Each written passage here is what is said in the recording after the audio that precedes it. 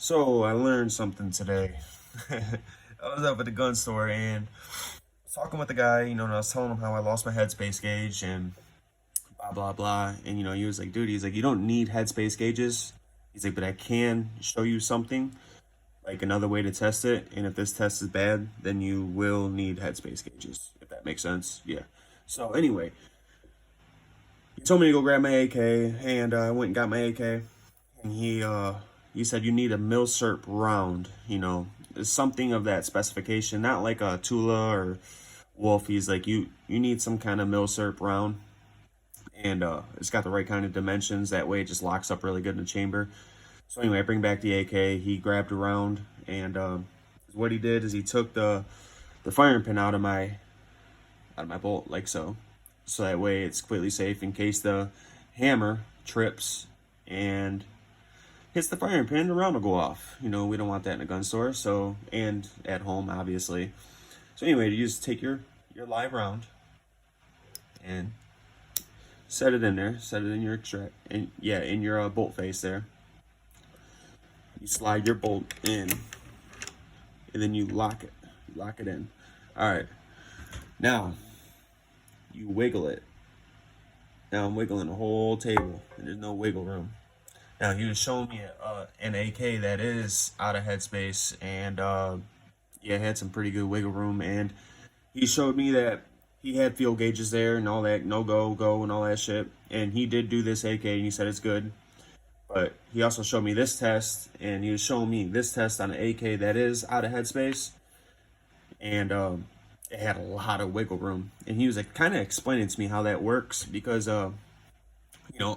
for some reason, I always kind of thought the barrel was kind of walking forward when it gets out of headspace, but no, it's really in like the lugs. I guess the barrel could walk forward, but the lugs, I guess, mainly will wear out, and that'll take an AK out of headspace, the way he was explaining it to me.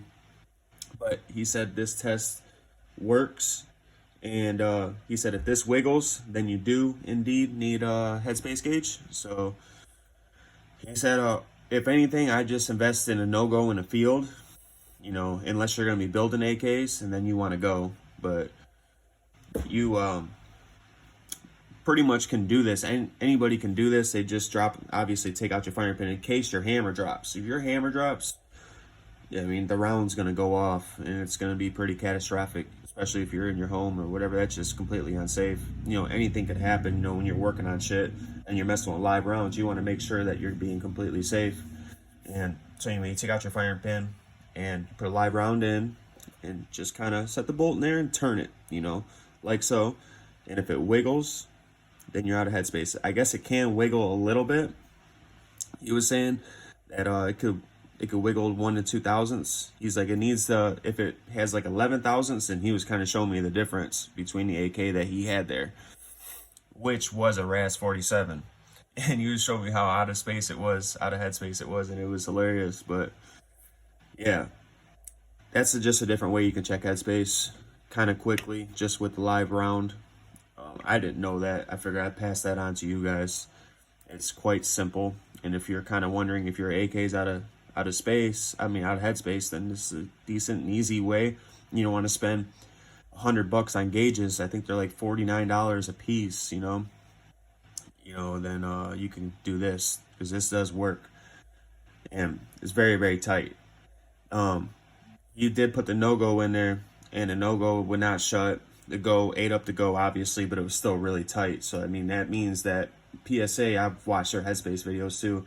Their head spacing is very, very tight, and they definitely back their head spacing up, and it's legit, bro. Like, I'm probably pushing 11 now, 11K. I don't think I'm quite at 11K yet, but I'm past like 10.5. I haven't been logging my rounds exactly. I just cracked open a new case of Tula, so I'm gonna start recording again. It's been kind of cold, and yeah, so I haven't been shooting as much, but I'm gonna get back into shooting this again. I really wanted to find my headspace gauge so I could show you guys this, but I kind of learned this way. I just kind of wanted to show you guys this. Maybe you guys already know this. I don't know, but I guess this is what builders do.